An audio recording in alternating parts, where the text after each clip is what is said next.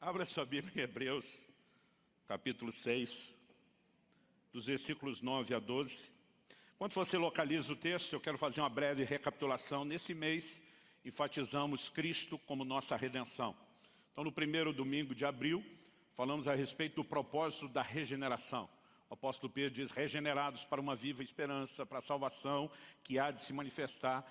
E se você perdeu algumas dessas mensagens, particularmente, eu gostaria de te encorajar. A gente vem meio que construindo, montando junto um quebra-cabeça, montando uma visão geral, não apenas do que é a salvação, mas principalmente da nossa resposta, a resposta que devemos ao Senhor e a salvação que temos recebido. No segundo domingo, nós falamos a respeito de não mais olhar atrás, que o nosso posicionamento de seguir a Cristo deve ser de uma firme e inegociável, irreversível decisão.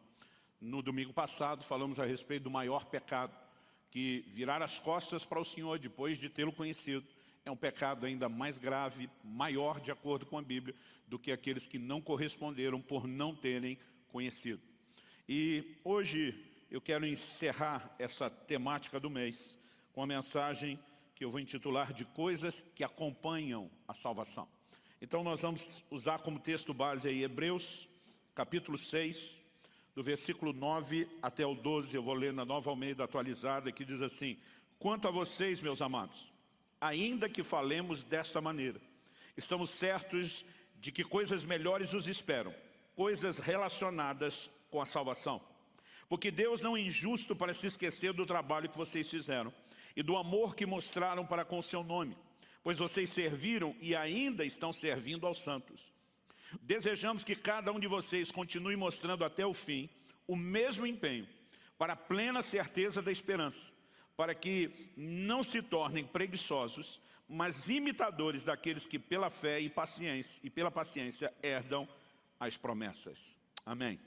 Bom, a partir desse texto, que na versão que eu estou lendo diz coisas relacionadas com a salvação. Ele diz, estamos certos de que coisas melhores os esperam, coisas relacionadas com a salvação. A Almeida atualizada, a versão mais clássica, ela diz coisas pertencentes à salvação. A NVI optou na tradução por coisas próprias à tradução. Mas as versões mais antigas de Almeida, corrigida, revisada, corrigida e fiel, todas elas apresentam a frase, coisas que acompanham a salvação. E talvez por ter decorado o texto neste tipo de versão, para mim é até difícil usar uma outra ainda que seja muito próximo o significado. E eu quero tomar, justamente baseado nessa versão revisada de Almeida, a frase, coisas que acompanham a salvação, como o tema, como o trilho da minha mensagem de hoje. Depois de falar de que além da salvação há coisas que as acompanham, eu quero construir uma ideia muito específica, até porque só a frase, coisas que acompanham a salvação, ela acaba ficando muito genérica. Uma vida de santificação progressiva, de devocional, de oração, de comunhão com Deus, tudo aquilo que nos aguarda depois de termos passado pela porta, enquanto seguimos o caminho em direção ao nosso alvo, ao nosso destino, poderia ser chamado de coisas que acompanham a salvação.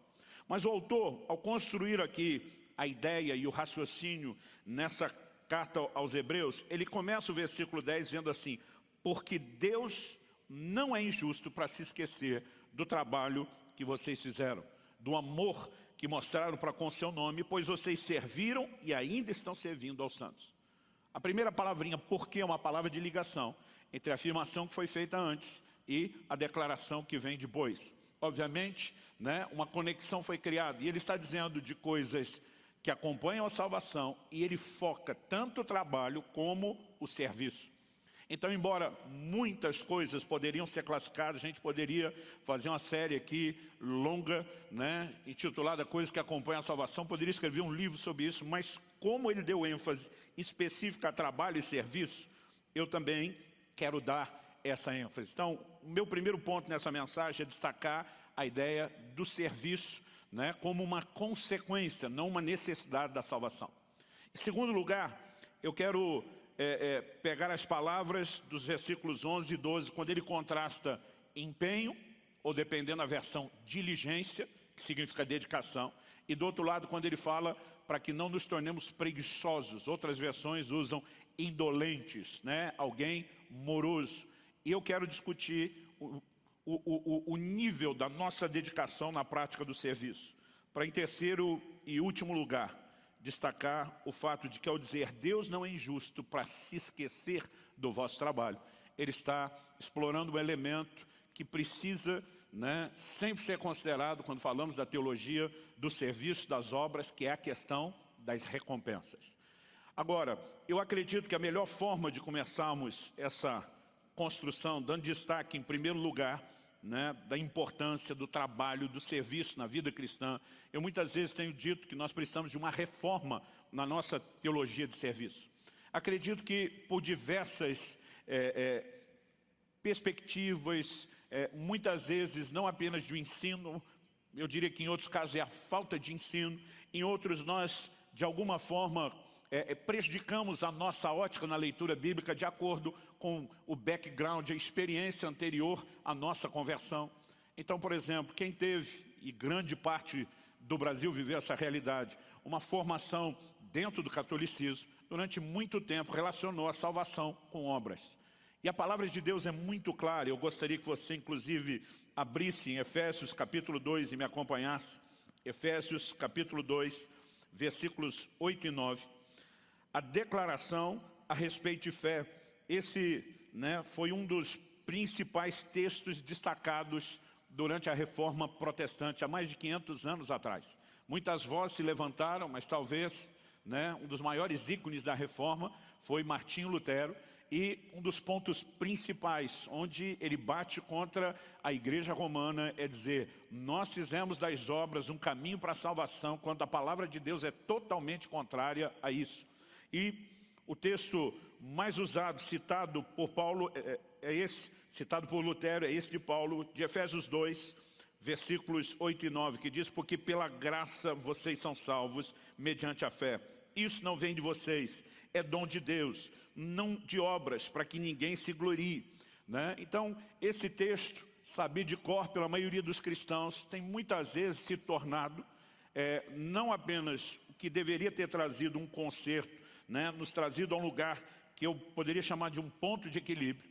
Ele se tornou uma desculpa para que nós saíssemos de um extremo, salvação por obras. A Bíblia diz, não vem de obras, é pela graça mediante a fé. Mas nós saímos do extremo de acreditar que as obras tinham um papel em nos levar à salvação, para o outro, onde nós fizemos das obras algo completamente desnecessário dentro do cristianismo. Alguns justamente por isso, bom, se a salvação não é pelas obras, então elas não são importantes. Outros vieram de um background do espiritismo, onde acreditavam que as boas obras eram necessárias para o seu aperfeiçoamento, né, para evitar ou diminuir o karma, e de repente você diz, não, eu não preciso disso como aperfeiçoamento. Mas o que acabamos ignorando é que a palavra de Deus é muito clara sobre o propósito da salvação. E o versículo 10, porque a gente cita o versículo 8 e 9 assim, com o peito estufado, batendo ali, dizendo, não existe salvação por obras, e é verdade, mas o versículo 10 não pode ser ignorado, ele vem na sequência. No versículo 10, depois de dizer, pela graça sois salvos mediante a fé, isso não vem de vocês, é dom de Deus, não de obras para que ninguém se glorie. Paulo diz assim, pois somos feitura dele, criados em Cristo Jesus para boas obras, as quais Deus de antemão preparou para que andássemos nelas. Então, se é justo, por um lado, dizer que não somos salvos pelas obras, também é justo dizer que fomos salvos para as boas obras. Ou seja, as boas obras não são um elemento, um requisito, um elemento necessário para ser salvo, mas deveriam ser uma consequência na vida de todos aqueles que são salvos. Ninguém precisa da prática de boas obras para passar pela porta da salvação. Mas ao se trilhar o caminho que nos conduz a esse alvo, que é a plena salvação, na sua manifestação futura, que temos destacado ao longo de todo o mês, nós precisamos entender que as obras são um elemento importante e necessário. Então, ao considerarmos isso, acredito que o ponto de partida da reflexão é que Deus preparou de antemão, não apenas antes da minha e da sua conversão, antes da nossa existência, Deus tinha um plano e um projeto para que nós praticássemos as boas obras. E Ele não apenas está dizendo isso, Mas ele mostra, obviamente, que o propósito da salvação não é apenas aquele dia final, onde ela terá sido completamente consumada e que nós usufruiremos, né, da plena comunhão com Deus, mas que ao longo desse trajeto, até que cheguemos lá, nós possamos ter uma vida cristã pavimentada por boas obras. As boas obras, elas também, assim como coisas que acompanham a salvação, têm um significado e uma aplicação muito ampla. E eu quero concentrar de maneira muito específica a questão que é destacada aqui nesse texto de Hebreus, quando ele fala não só do trabalho que eles fizeram, mas de terem servido e ainda estarem servindo aos santos. Então hoje, dentro desse contexto, eu quero dar uma atenção, uma ênfase especial à questão do serviço cristão. Embora, repito, obras não se limitem a isso. A maioria de nós, quando ouve a expressão boas obras, nós acabamos pensando quase que única e exclusivamente em caridade. Isso também precisa ser parte da nossa prática cristã e talvez mereça, né, uma ministração específica num outro momento. Mas hoje eu quero dar destaque a essa questão do serviço, né? Não apenas como se fosse um item opcional na vida cristã, mas nós precisamos entender que é o propósito. Não fomos salvos pelas obras, mas fomos salvos para as obras, né? Essas obras da fé, como diz Tiago, né? Quando o apóstolo Paulo, e durante muitos anos, estudiosos tiveram dificuldade, né, em harmonizar as declarações de Paulo e Tiago. Né? Paulo estava dizendo, não existe salvação que venha por meio das obras. E Tiago dizia, me mostra a sua fé sem obras, que eu pelas minhas obras te mostro a minha fé. E muitos diziam, eles estão se contradizendo. Não. Um está falando sobre salvação, o outro está falando sobre vida cristã. Um fala que as obras não são necessárias para se passar pela porta. O outro mostra que elas são importantes no caminho, o que Paulo, no versículo 10, também diz. Mas quando Tiago está falando das obras da fé, nós também precisamos entender que ele não focou serviço. Ali a coisa está bem abrangente. Então, ao citar Abraão, ao citar Raabe, no capítulo 2, Tiago, ele não está falando necessariamente do serviço, a ênfase que eu vou dar aqui, mas está falando de pessoas que, de acordo com a fé que tinham, o seu comportamento foi coerente com essa fé. É por isso que muitas vezes me aborreço de pessoas falando dessa passagem pela porta, né, que ela não envolve nenhum tipo de obra, é simplesmente fé na graça. Elas começam a pegar uma vida cristã baseada numa fé que não se evidencia por nenhum tipo de obra. A obediência, por exemplo, é uma obra da fé. Como a confissão. Romanos 10 diz, se no teu coração creres e com a boca confessares, a fé que está ali internalizada no coração precisa ser externalizada por meio da confissão. Da mesma forma, a fé do coração, né, precisa ser externada através de um comportamento, de atitudes. Então o Senhor Jesus nos ensinou não apenas a reconhecer a obra de salvação que Ele proporciona, mas o senhorio que Ele quer assumir sobre a nossa vida. Como que eu creio que Jesus é Senhor, mas não o obedeço? Então essa obediência é uma expressão de fé. Mas, estabelecido esse panorama geral, vou voltar na questão do serviço, e eu quero destacar isso como parte do propósito. Em Filipenses, no capítulo 3, no versículo 12, o apóstolo Paulo faz uma declaração que tem se tornado aqui o nosso mote na comunidade Alcance, alcançados para alcançar. Aliás, foi daí, inclusive, que saiu o nome da igreja. Ele diz, Filipenses 3,12, não que eu já tenha recebido isso, ou já tenha obtido a perfeição, mas prossigo para conquistar aquilo para o que também fui conquistado por Cristo Jesus. Essa palavra aqui, nessa versão que estou lendo, traduzido conquistar, em várias versões, foi traduzida como alcançar. O significado dela é muito abrangente. Essa palavra no original grego é katalambano, e de acordo com os estudiosos significa obter, tornar próprio, dominar ao ponto de incorporar como seu, alcançar, tomar para si mesmo, apropriar-se, apoderar-se de, tomar posse de, capturar. Tudo isso indica uma responsabilidade que é nossa e não de Deus. Eu tenho que alcançar, conquistar, me apoderar daquilo para o qual fui alcançado, conquistado da parte do próprio Senhor. Ou seja, Deus nos alcançou, não apenas para nos proporcionar uma vida cristã egoísta centrada em nós mesmos, mas Ele nos alcançou com o propósito de que nós também alcançássemos aquilo que Ele preparou de antemão, inclusive as boas obras nas quais nós devemos andar. Então, eu acho que o ponto de partida é reconhecer que isso é parte do cristianismo, não é item opcional. Tiago, capítulo 4, versículo 17 diz: portanto, aquele que sabe que deve fazer o bem e não faz, nisso está pecando. É um pecado de negligência, é um pecado de omissão, em alguns casos, de deliberada desobediência. Eu brinco que a grande comissão de Cristo tem sido interpretada por muitos cristãos como se fosse a grande sugestão. Quase como fosse um hashtag fica a dica, se você puder me ajudar, né, propagar o evangelho bem, se não, eu vou entender sua vida corrida e o fato de você ter propósitos mais importantes do que o meu reino, que deveria estar em primeiro lugar. E nós criamos desculpas para não viver aquilo que é essencial como consequência, repito, não como requisito para a salvação. E a partir desse texto, para mim é muito evidente que para nós, que temos recebido a salvação em Cristo Jesus, as boas obras, né, especificamente, dentro delas, o serviço cristão. Aqui ele não fala nem só de se pregar o evangelho, aquele que precisa de salvação. É lógico que essas pessoas, depois de ganho, precisam de acompanhamento, precisam de discipulado. O serviço cristão diz respeito a toda a extensão de cuidado, né, de ajuda, para que possa haver crescimento espiritual. Isso não é algo que apenas alguns poucos líderes deveriam fazer por outras pessoas. A Bíblia fala, né, essa classificação de serviço entra nas mutualidades, naquilo que nós devemos fazer uns aos outros. Orai uns pelos outros. Se você lê o Novo Testamento destacando só esses mandamentos recíprocos uns aos outros, é impressionante. Sujeitai-vos uns aos outros, orai uns pelos outros, suportai-vos uns aos outros. Então, o autor de Hebreus diz que nós não podemos deixar de congregar, mas devemos nos estimular uns aos outros, ao amor e às boas obras. O mesmo livro de Hebreus fala anteriormente que nós devemos admoestar-nos uns aos outros durante o tempo que se chama hoje, para que ninguém se endureça pelo engano do pecado. Em todas essas aplicações nós vemos gente se dispondo ao serviço, apoiar e ajudar os seus irmãos a crescerem espiritualmente.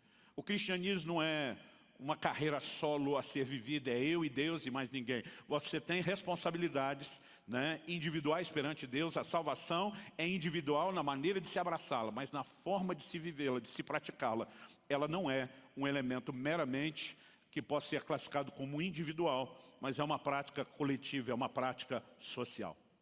A segunda coisa que eu vejo nesse texto ser destacada, além da importância, né, desse peso da salvação, ser transbordada ao longo do caminho por meio das obras, nós estamos de olho em algo que ainda não se cumpriu plenamente. Paulo escreve em Romanos 8, diz, na esperança fomos salvos. Né? A salvação ela pode ser conjugada no tempo passado, fomos salvos, no tempo presente, mas também no tempo futuro, porque a gente lê isso na Bíblia, seremos salvos. Enquanto, como diz 1 de Pedro 1,9, nós estamos aguardando o objetivo final da nossa fé, a salvação da nossa alma. Nós devemos seguir por esse caminho, em direção ao alvo, transbordando boas obras. Segundo lugar, segunda coisa que eu vejo nesse texto, dentro dessa ideia do serviço e das coisas que são relacionadas com a salvação, que acompanham a salvação, é o destaque que ele dá nos versículos 11 e 12. Ele diz assim, desejamos que cada um de vocês continue mostrando até o fim o mesmo empenho. Outras versões dizem diligência, que já destaquei anteriormente, significa dedicação. E no versículo 12, ele diz, para que vocês não se tornem preguiçosos. Outras versões usam o termo indolentes, são sinônimos. Mas o que eu queria destacar aqui, como algo que eu acredito que realmente é curioso e merece a nossa atenção, é o significado dessas palavras que foram usadas aqui no texto original. A palavra que foi aqui traduzida como empenho ou diligência, dependendo da tradução, ela no original grego, a palavra spode, significa afobação, com pressa. Ela, embora também seja traduzida como diligência, ela tem a idade de ansiedade em executar, promover ou empenhar-se por algo. Essa ideia de afobação e de pressa, né? Não uma ansiedade qualquer, mas uma ansiedade em executar, revela o entendimento da importância, a prontidão de resposta e o nível de entrega nessa resposta. Agora, o interessante é que quando ele fala para que não vos torneis indolentes ou preguiçosos, a palavra que aparece no original grego, notros, de acordo com os estudiosos, significa lento, moroso, preguiçoso ou indolente, esses dois significados já tratamos. Não é curioso que quando a Bíblia fala de diligência, ela fala de pressa. Mas quando fala de indolência, ela fala de lentidão. Nós muitas vezes ainda usamos essas figuras de linguagem, mesmo hoje. Fulano é devagar, quase parando. Beltrano é um marcha lenta, né? A gente está falando de uma resposta e de uma dedicação baixa. Agora, eu queria pegar essas duas palavras. Aqui fala de diligência, envolvendo pressa, alguém acelerado. Aqui fala de indolência, falando de alguém que é lento. E trabalhar, em segundo lugar, aqui a pergunta: qual é o seu ritmo? Porque o ritmo, eu acredito que ele é uma espécie de termômetro que revela se nós entendemos ou não a importância do serviço e se estamos nos dedicando a isso ou não. Gente, né, que nunca está disposta a servir, que vive só a mentalidade de consumo na fé. Eu quero apenas usufruir, não sinto que tenha responsabilidade com nada ou ninguém, já está fora dessa conversa de hoje. Não quer dizer que, se esse é o seu caso, que você não precisa de arrependimento e resposta à palavra. Mas mesmo aqueles de nós que até estamos em movimento, mas não no ritmo que deveríamos, nós precisamos considerar. Jesus, quando falava a respeito de coisas essenciais à nossa sobrevivência, o que comer, o que beber, o que vestir, ele diz: mas busquem antes, em primeiro lugar, o reino de Deus e a sua justiça, e as demais coisas vos serão acrescentadas. Aquilo que eu e você tratamos como o essencial, o primário, que é a nossa sobrevivência, o Senhor diz, deveria vir depois da sua dedicação ao reino. A minha pergunta é, quero que você se questione, eu como cristão, tenho dado mais valor e importância a priorizar o reino do que minha própria sobrevivência? E se sim, nós precisamos avaliar a respeito do ritmo. Não, meu serviço é ocasional. Uma vez por mês, uma vez por ano, de tempos em tempos, só se bater uma inspiração muito forte, né? São coisas que nós precisamos questionar. Nós precisamos avaliar a nossa vida. Muitas vezes existem desculpas sendo dadas e elas precisam ser derrubadas. Não, pastor, eu não tenho capacitação. É certo que existem algumas áreas que nós precisamos de dons e talentos específicos. Eu dou graças a Deus, o pastor Marciano desistiu de tentar ser líder de louvor ou tecladista. Coisa que, para quem não sabe, ele já tentou anteriormente. E para o nosso próprio bem, isso não aconteceu mais, né? Mas, apesar de ter a liberdade de brincar, falando em termos musicais, minha situação é pior que ele. Gente, se eu cantar aqui, o culto acaba. Vocês não conseguem ficar. Eu não sei se o Espírito Santo não sai junto do ambiente. Bom, brincadeiras à parte, alguns de nós em áreas específicas, obviamente não podemos servir sem um talento nato dado por Deus ou uma habilidade sobrenatural. Mas há outras áreas onde todos nós podemos servir. Evangelizar não é responsabilidade de um evangelista. Assim como ensinar não é só responsabilidade do mestre e pastorear não é só do pastor. Esses são dons que equipam o corpo de Cristo para realizar todas essas funções, porque elas são necessárias a todo o corpo de Cristo. Então, falar de Jesus, ajudar a cuidar de alguém que foi salvo, né? Exercer as mutualidades da vida cristã o tempo todo, não vivendo sozinho, isolado, mas praticando uns aos outros, são coisas que todos podemos fazer. Talvez haja algumas outras áreas que Deus te deu algo singular que não deu a outro irmão. Um dos dons do Espírito Santo, né, que opera na sua vida e na vida do seu irmão é um outro dom. Então, a questão não é nos comparar, mas existem aspectos, e eu quero dar ênfase principalmente a isso, daquilo que todos nós podemos fazer, que a gente não pode viver dando desculpa. Outro dia alguém falou, não pastor, eu não tenho capacitação. Eu falei, olha, eu não quero te dizer que a capacitação não é importante. Quando você olha Jesus treinando os seus discípulos durante 3 anos e meio de uma forma muito prática, é óbvio que é importante. Quando você olha o apóstolo Paulo, por exemplo, quando para em Éfeso e gasta ali pelo menos 2 anos treinando um grupo de discípulos que evangelizaria toda a Ásia, é evidente que a capacitação é importante. Embora alguns não buscam nem o mínimo da capacitação e depois querem usar a desculpa de que não tem capacitação. Em 1 de Pedro 3,15, a Bíblia diz que nós devemos estar sempre prontos para saber responder a cada um acerca da razão da esperança que há em nós. E tem muita gente que ao longo de uma vida cristã não estuda o básico, o fundamental, não sabe, não consegue sobreviver a um questionamento, a um ataque em relação à sua fé. Mas muitas vezes está preso nesse nível porque foi negligente, porque nunca se matriculou na escola bíblica, porque nunca gastou tempo procurando crescer e aprender. Mas o que dizer de um novo convertido, que ainda nem teve tempo de passar por isso? Quando eu olho para a Bíblia, eu vejo que mesmo os novos convertidos, eles demonstravam, e esses textos não foram registrados à toa, né? A Bíblia diz tudo quando foi escrito, para nosso ensino foi escrito. Por exemplo, quando Jesus ministra aquela mulher samaritana junto ao poço de Jacó, está registrado em João capítulo 4. A Bíblia diz dos versículos 28 a 30, quanto a mulher deixou seu cântaro, foi à cidade e disse ao povo, venham comigo, veja um homem que me diz tudo o que eu já fiz. Não seria ele, por acaso, o Cristo? Então saíram da cidade e foram até onde Jesus estava. A mulher acabou de ter um encontro com Cristo, num lugar onde ela tinha ido com um cântaro buscar água, que ficava fora da cidade. Mas depois do encontro com Jesus, a Bíblia diz que ela deixou o cântaro. A gente pode ficar especulando por que o cântaro foi deixado para trás, sendo que aquele era o propósito da ida ao poço. Em primeiro lugar, talvez a mulher, na empolgação, esqueceu o que tinha levado a lá, né? Esqueceu completamente o cântaro ou a necessidade de água. Em segundo lugar, a gente poderia dizer ou concluir que mesmo não tendo esquecido, ela descobriu algo mais importante do que aquilo que ela estava fazendo. Talvez uma terceira possibilidade seria dizer, eu não esqueci, mas vou fazer primeiro o que é mais importante, buscar esse povo para que eles descubram o mesmo Jesus que eu descobri, e quando eu trouxê-los de volta, eu levo o cântaro com calma, sem a pressa de compartilhar Jesus que eu tenho agora.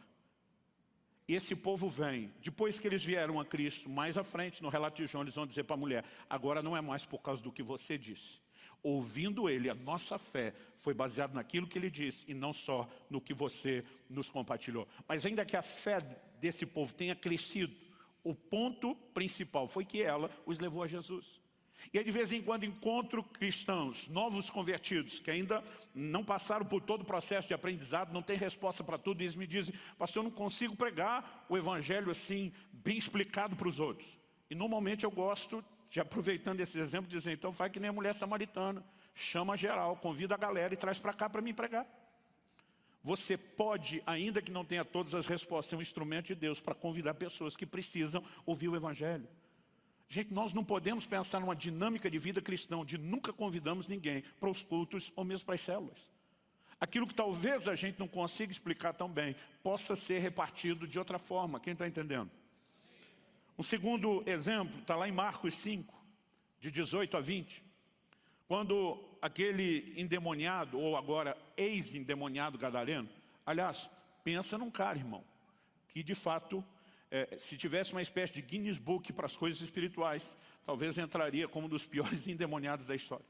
Quando Jesus indaga o demônio que está falando na boca do homem, e diz qual o seu nome, ele responde, legião, porque somos muitos. A palavra legião para mim e para você não significa muita coisa, mas no exército romano, era um agrupamento, um destacamento que poderia variar de 2.000 a 6.000 soldados. Para ele usar aquela ilustração, está dizendo, nós somos em alguns milhares. E a gente sabe que sim, porque só os porcos nos quais eles entraram depois da libertação do homem, e os porcos que morreram, a Bíblia diz, eram cerca de 2.000 porcos. Pensa num cara que tinha uma vida terrível. A Bíblia diz, não conseguiam prendê-lo nem com jaulas, nem grilhões. Ele se feria a si mesmo, andava, né, vagando, dormindo nos cemitérios. Agora ele tem um encontro com Cristo, foi liberto. A conversão dele é evidente, ninguém vai destacar isso. Agora, esse homem não teve nenhum cursinho de batismo, como muitas vezes nós fazemos hoje em dia. E Jesus vira para ele e diz o seguinte, vai para os teus, anuncia-lhes tudo quanto Deus te fez e como teve misericórdia de você. Jesus está dizendo, você pode não ter a teologia da sua libertação e da sua salvação completa, mas você tem um testemunho, você é uma prova viva do que Deus pode fazer na vida dos homens. Ou seja, comece agora, imediatamente após a sua conversão, a partilhar a sua fé. O tempo todo nós vemos essa pressa e afobação em quem tinha um encontro com Cristo, dizendo, isso não pode parar só em mim. Aliás, o apóstolo Paulo diz, com a consolação que nós somos consolados, nós consolamos os outros. Na vida cristã, tudo que recebemos de Deus envolve uma celebração, mas envolve também um compartilhar. Então, a vida cristã não é só receber. Nós somos gratos a Deus e nós também compartilhamos. Tem gente que às vezes me diz, pastor, eu não tenho específico qual é o meu dom, qual é o meu chamado. Eu digo, procure repartir o que Deus fez na sua vida e na vida de outros. Você tem uma experiência profunda de restauração do seu casamento, na sua família, ajude outras famílias a experimentar o que você experimentou. Quando você se converteu, Deus te arrancou do mundo de vícios, das drogas, da bebida. Foque em ajudar pessoas a experimentarem aquilo que você experimentou, até que você tenha mais clareza do plano e do propósito. Aproveite para repartir aquilo que você tem da parte de Deus. E esse camarada sai, o verso 20 diz assim, então ele foi, o gadareno, o ex-endemoniado, então ele foi e começou a proclamar em Decápolis tudo o que Jesus lhe tinha feito, e todos se admiravam. Durante muito tempo eu via que ele foi para Decápolis, pensava, é o nome da cidade onde ele morava. Levou muito tempo para que eu descobri estudando que Decápolis, a palavra polis significa cidade, é por isso que muitas cidades terminam com esse nome. A palavra deca significa 10, mas demorou muito tempo para eu entender que Decápolis não era uma cidade, era uma região de 10 cidades romanas ali dentro de Israel e Jordânia. E esse camarada não se limitou apenas à sua família. Ele não se limitou a falar apenas para a sua vizinhança. Ele impacta todas as 10 cidades, né, onde a sua história era conhecida. Meu querido, se Deus pôde confiar o destino de 10 cidades, da proclamação do Evangelho a 10 cidades, a um novo convertido como esse, não diga que você não pode em Deus experimentar nenhum tipo de resultado. É lógico que precisamos de crescimento e aperfeiçoamento. Enquanto vamos fazendo, a gente pode, debaixo de mentoria e discipulado, e sendo ajustado e programado. Então não quero desprezar a importância de capacitação, mas isso tem se tornado para muitos uma desculpa para não fazer nada, ou para fazer ocasionalmente, de vez em quando, mas não no ritmo que nós deveríamos. Quando eu vejo 2 desses novos convertidos com pressa, tipo, isso virou o propósito de vida. Quando eu olho para o ritmo de uma igreja evangelizando o livro de Atos, a palavra tem que ser espalhada, a palavra tem que ser comunicada. Essa afobação, ela na verdade é a leitura da diligência e da dedicação a quem fez do reino de Deus a sua prioridade. Então avaliar o seu ritmo pode de fato te ajudar a entender algo. Agora, não é só a velocidade. Nós precisamos combinar aqui a questão de constância. Porque alguns no serviço, eles começam como se fosse a corrida dos 100 metros rasos. Mas daqui a pouco estão com a língua de fora e não conseguem mais correr. Então, o ideal seria combinar a velocidade dos 100 metros rasos com a persistência de uma maratona. Há um misto entre essas duas coisas que precisa ser entendido.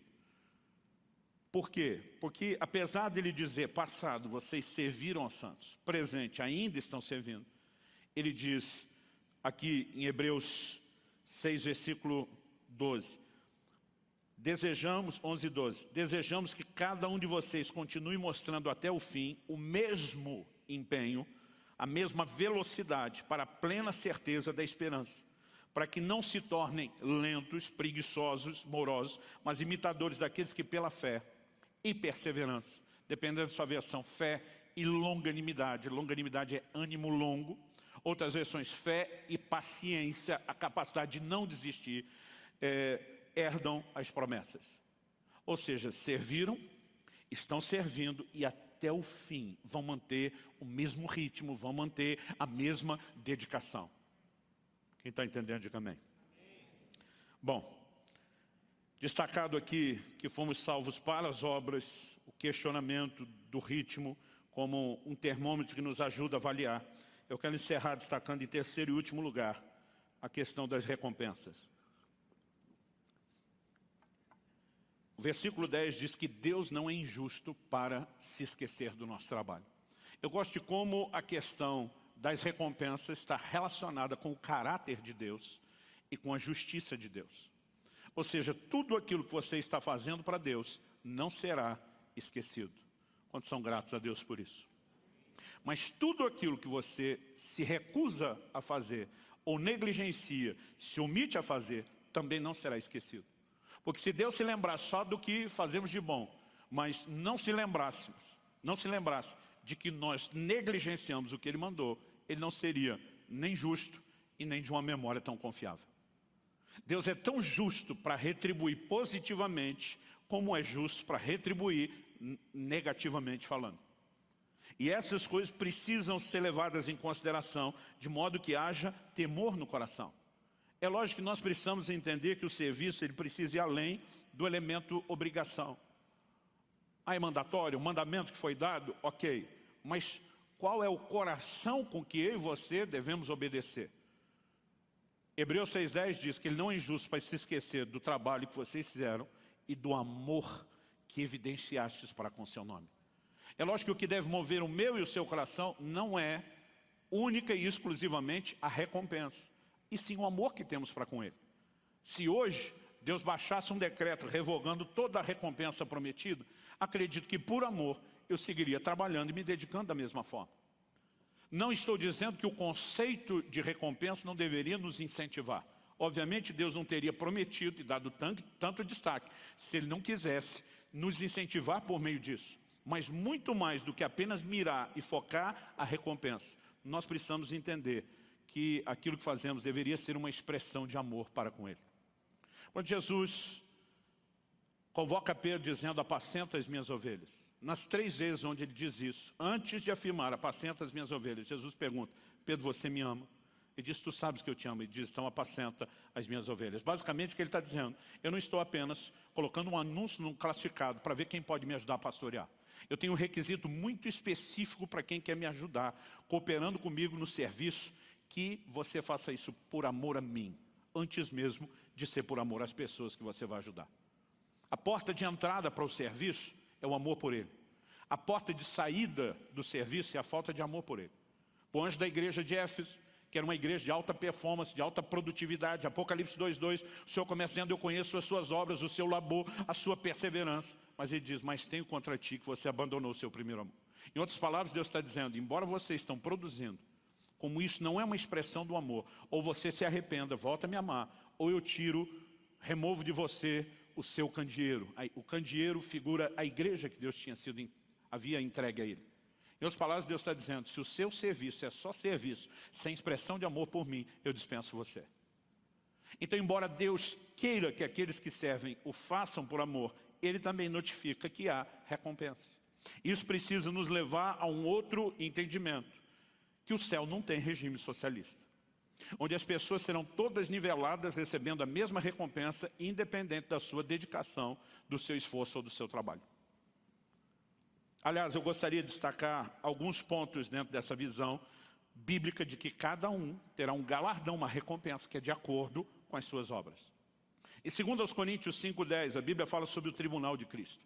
Paulo diz, é necessário, outras versões dizem, importa que todos nós compareçamos diante do tribunal de Cristo, para que cada um receba segundo o bem ou o mal que tiver feito por meio do corpo. Tem o aspecto positivo e o negativo, o bem e o mal. Todos seremos julgados pelas nossas obras. É lógico que é uma distinção, já que estamos falando de coisas que acompanham a salvação. O galardão é um acréscimo à salvação. Tem coisas que precisam ser levadas em consideração, que é a distinção de galardão, a recompensa dos salvos, da própria salvação. O galardão é recompensa de trabalho, portanto não tem nada a ver com a salvação, uma recompensa para os salvos. E há momentos onde até quem não trabalhou como deveria, não vai necessariamente comprometer sua salvação, mas vai comprometer a recompensa que poderia desfrutar, mesmo sendo eternamente salvo. Então, em 1 Coríntios, capítulo 3, dos versículos 10 a 15, o apóstolo Paulo diz assim, segundo a graça de Deus que me foi dada, lancei o fundamento como sábio construtor e outro edifica sobre ele. No versículo 8, antes do que nós estamos lendo, ele deixa claro que ninguém pode lançar outro fundamento, né? Perdão, acho que ele vai falar isso no 11 ou 12, além do qual está posto que é Cristo Jesus. Então Paulo está dizendo, um fundamento foi colocado, deixa eu ver o texto aqui, exatamente, é a sequência aqui. Depois dizer, porém cada um veja como edifica, ele está mostrando, há um único fundamento sobre o qual tudo é edificado, mas cada um tem que ver como vai construir sobre esse fundamento. O texto continua e diz, porque ninguém pode lançar outro fundamento além do qual foi posto, o qual é Jesus Cristo.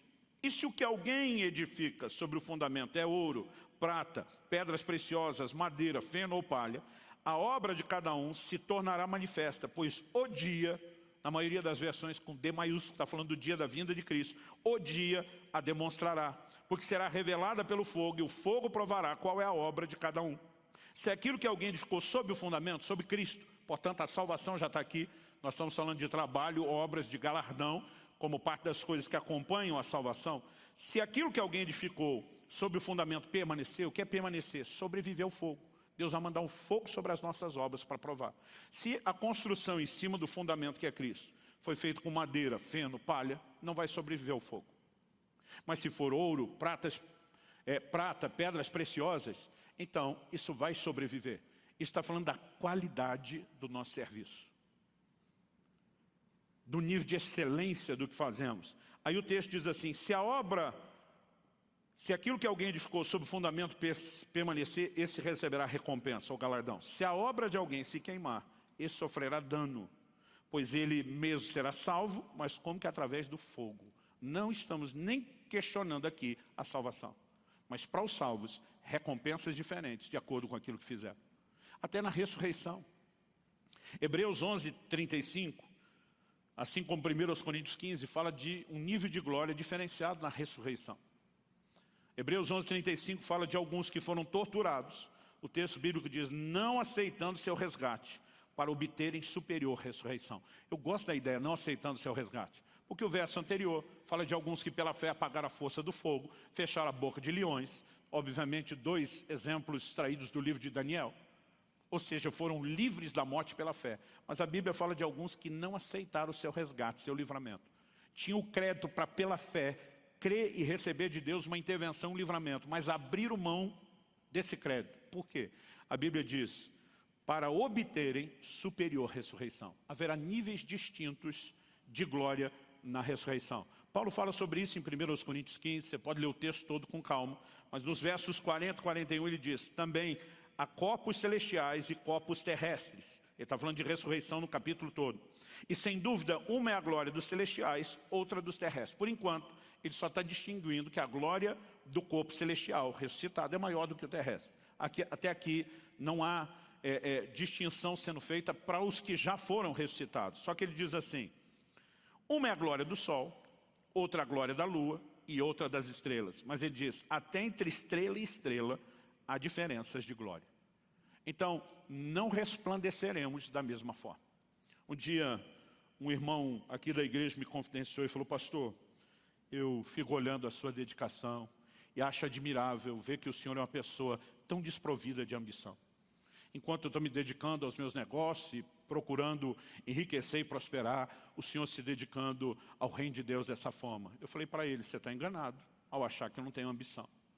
A minha ambição é diferente da sua. Você decidiu ser rico num período ínfimo, né? Se comparado ao resto da eternidade. Eu decidi ser rico a eternidade toda. Você decidiu juntar tesouro na terra. Eu decidi juntar tesouro no céu. Isso não significa que eu sou alguém sem ambição, mas a minha ambição é superior à sua. Ele ficou me olhando, né, e disse, não esperava por essa resposta. Eu falei, meu amigo, quando você entende os valores eternos, não significa que você não possa viver bem aqui, mas isso deixou de ser prioritário em relação a construir algo por toda a eternidade. Quem está entendendo, diga amém.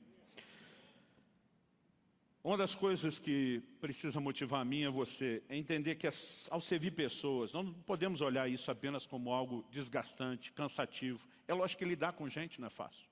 Isso não serve só para quando você está lidando com outras pessoas. Quando outras pessoas estão lidando com você é a mesma coisa. Porque às vezes a gente dificulta o processo. Jesus chega a olhar para os seus próprios discípulos e desabafar e suspira, até quando vos sofrerei? Se o Filho de Deus conseguir olhar para aquele time de elite que ele está preparando e dizer, por quanto tempo mais eu tenho que aguentar vocês? A pergunta é, eu e você não vamos ter momentos assim ao longo do caminho? Lógico que vamos. Os pais sentem isso em relação aos filhos. Embora os ame, saiba do potencial e acredite, tem hora que isso cansa a gente. E sabe, quando você se dispõe a servir, vai ter o elemento cansaço? Lógico. Paulo fala de um ministério, né? E quase sempre que ele fala do ministério, ele também menciona lágrimas. Essa dedicação não significa que todo dia é só alegria, mas o que precisa mover o meu e o seu coração? Se nós estamos trabalhando por amor a Ele, e se nós entendemos que por trás de cada oportunidade de serviço, nós estamos fazendo algo a Cristo, Em Mateus 25, quando Jesus destaca dos versos 35 ao 40, o julgamento das nações no tempo do fim, ele vai se dirigir a um grupo à sua direita e dizer: eu tive fome, vocês me deram de comer, eu tive sede, vocês me deram de beber, eu estive nu, vocês me vestiram, eu estive enfermo e preso, vocês me visitaram. Essa mesma turma que ele está dizendo, vocês me fizeram, eles vão dizer: quando mesmo foi que a gente fez esse negócio para você? Porque nem a gente está consciente dessa parada que o senhor está mencionando aí. Ele vai dizer: cada vez que vocês fizeram um dos pequeninos, estavam fazendo a mim. Ou seja, não quer dizer nem que eles fizeram só com a consciência de que era para ele. Mas quando estamos servindo aos outros, Cristo olha e vai dizer no dia do juízo: eu vou entender que você fez para mim. Agora, quando eu e você não fazemos, ele também vai entender que nós não fizemos para ele. Outro grupo ele diz: eu tive fome, vocês não me deram de comer. Eu tive sede, vocês não me deram de beber. Eu estive enfermo e preso, vocês não me visitaram. E essa consciência precisa estar acesa dentro de mim e de você. Um dos eventos mais aguardados pela igreja, talvez tenha grande destaque na agenda de Deus, é a vinda de nosso Senhor Jesus, que nós devemos esperar. A expressão Maranata, um termo aramaico muito usado na igreja cristã ficou bem redundante, na igreja do primeiro século, significa vem Senhor, ou ora vem Senhor. Os crentes ansiavam a vinda do Senhor. Em Apocalipse 22, 12, quando Jesus fala: eis que cedo vem, interessante que antes mesmo de dizer, então finalmente o noivo e a noiva se encontrarão, nós vamos viver profunda comunhão, o destaque que Cristo dá: eis que cedo venho, e comigo está a minha recompensa, para dar a cada um segundo as suas obras. Ele está dizendo: você está esperando minha vinda, então aproveite o tempo até que eu retorne, para fazer tudo que você puder por mim, e eu volto com a sua recompensa. Galardão acompanha a salvação, não substitui, não contribui, mas é a recompensa do serviço. O serviço é parte da vida cristã. O galardão também é parte da vida cristã. São coisas que acompanham a salvação. Embora não sejam requisito, deveriam ser consequência. Talvez esse entendimento nos ajude nessa reforma da teologia do serviço. Todos somos chamados a servir. Eu repito muito isso aqui e vou dizer de novo: eu vivo a minha vida em função de uma frase. Eu quero que você já vá se colocando de pé para parecer que está terminando. Eu vivo minha vida em função de uma frase.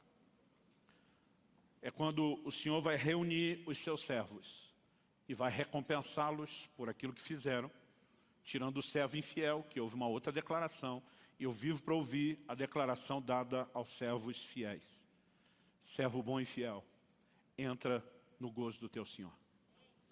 Quando chegar lá, eu não quero apenas ser grato porque Ele me salvou. Eu quero ver no rosto dele o sorriso de quem diz: você correspondeu devidamente a tudo que eu fiz por você. Você foi um bom servo. Você foi fiel. Que Deus nos ajude a entender, compreender e praticar essas verdades em nome de Jesus. Eu quero que aí no seu lugar em pé você possa orar.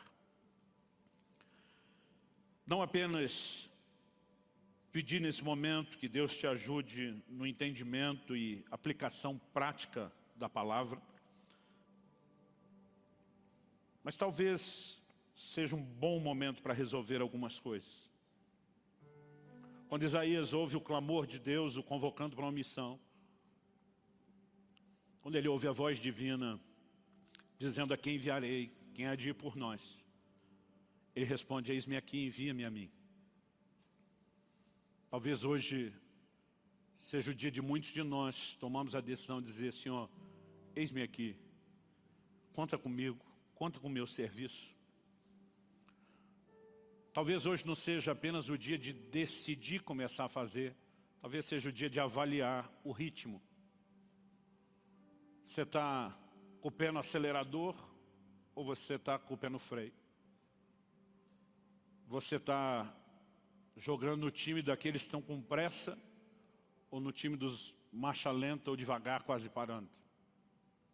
Isso também precisa ser um termômetro. Talvez você já esteve estacionado, depois se moveu de forma lenta e hoje esteja no time dos acelerados. Mas talvez possa ser o contrário. Você já foi um acelerado e hoje está devagar, quase parando, ou até mesmo estacionado.